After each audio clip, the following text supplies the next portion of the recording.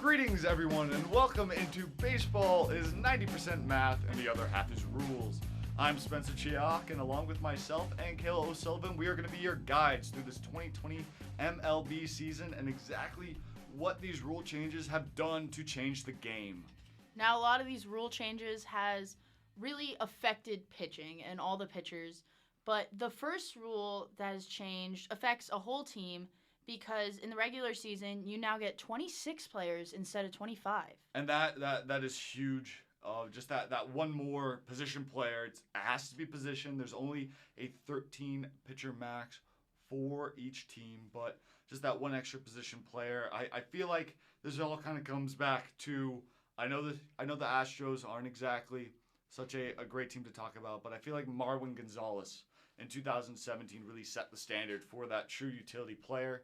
And now with that just becoming the norm and the expectation, having one more guy will completely change everything. He's definitely one of the better utility players we've seen, but this will also help out guys like the Yankees who have a Tyler Wade who's been fighting to come up and be that utility player, or a team like the Brewers who just signed a Brock Holt, one of the ultimate utility players of our era. Brock Holt with the Brewers now. I do wonder if this rule was implied a few years ago, if Jesus Aguilar would still be with the Brewers and not have been shipped off to Tampa. But I also think September is going to be huge because now it's a 28-man instead of a 40, which is a big change. Yeah, it's big for those minor leaguers that really, when they don't make it in spring training, they push their hardest throughout the season to try and come up in September in hopes that their teammates don't get injured, but that they do get to get into the majors. They also get that bonus where that's huge when you're basically living paycheck to paycheck on that minor league contract.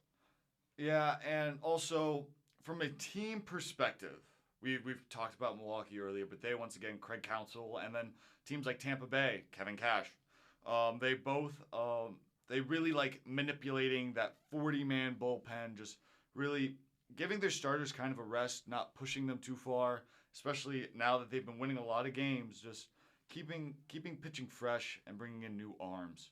Yeah, and also with Milwaukee, you brought up how Jesus Aguilar used to be on that team. He's a big guy. We have a big guy in former Brewer Eric Thames. We have Giancarlo Stanton. We have Aaron Judge. Bigger guys like that easily get injured in the cold weather, which could bother a team when they don't have 40 guys to work with. They only have that 28. They don't have that sub that they really need. And you mentioned injuries, and it's going to be quite the, I'd say, game for teams now with the IL once again changing just ever so slightly. They're keeping the 10-day injured list designation for position players, but pitchers are going back to 15.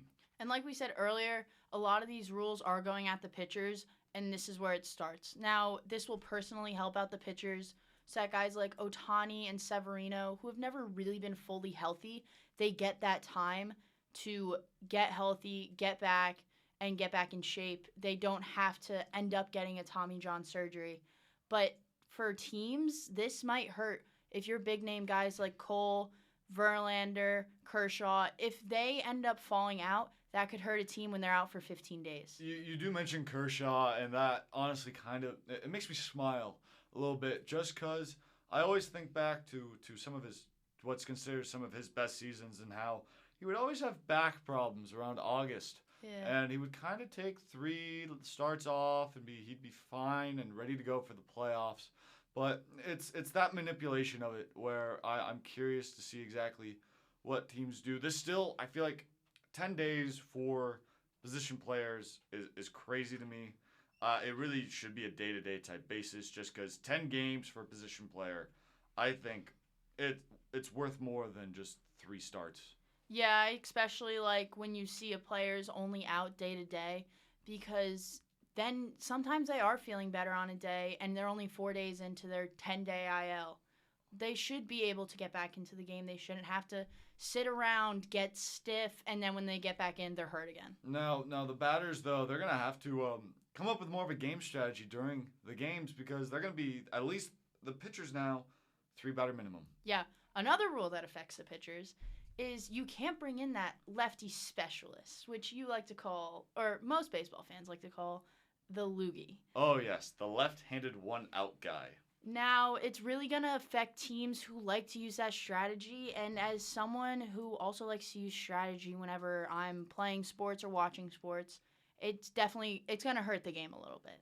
It's gonna be upsetting to see. I do agree that it probably will help with pace, which of course baseball has been fighting for a long time now. They just cut back the commercial times during games this past season, so I'm curious to see what happens with that. Yeah, it could be tough for some teams, though, because you could put in that one guy thinking, all right, just get through 3 batters. Or if you put him in with 1 out in the inning, just get to the end of the inning. And then they give up 3 runs. And you're like, what are we going to do now?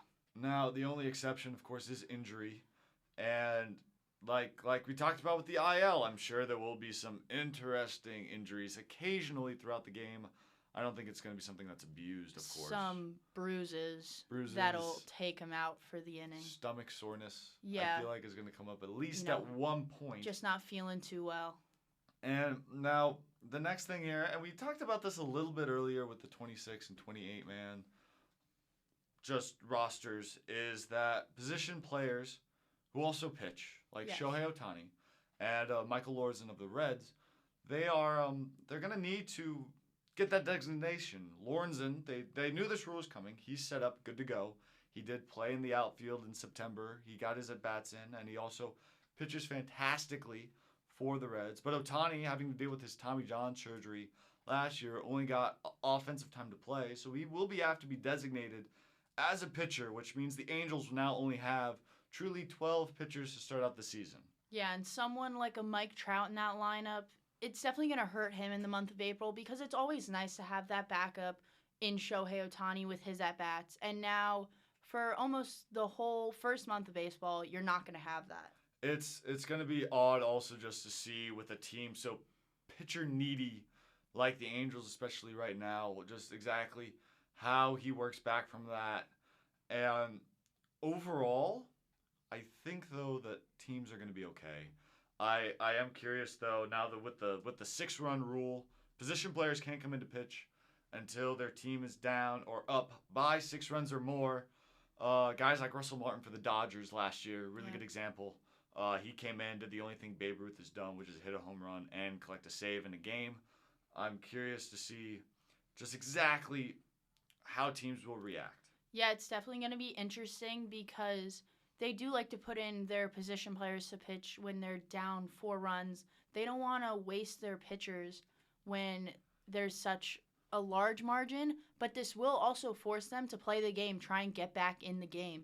You can't just give up so soon. And a big thing now about position players pitching, I think, is that relief pitchers are now $80 million assets, $40 million assets, $30 million. They're no longer like $5-6 million. They're big name guys. They are important to the game and important to the books. Yes. Which is crazy and kind of awesome too, especially because you want the players to get paid. Now, the last thing here, and this is just something kind of fun, maybe a little goofy. Tell me, how long do you think 1 1/115th of a basketball game is? I don't know. Like maybe the tip-off? That would be also the amount of time now managers have to call for a challenge during a game. So you're telling me 1 115th of a second in a basketball, or not a second, just part of the basketball game is 20 seconds long. It is.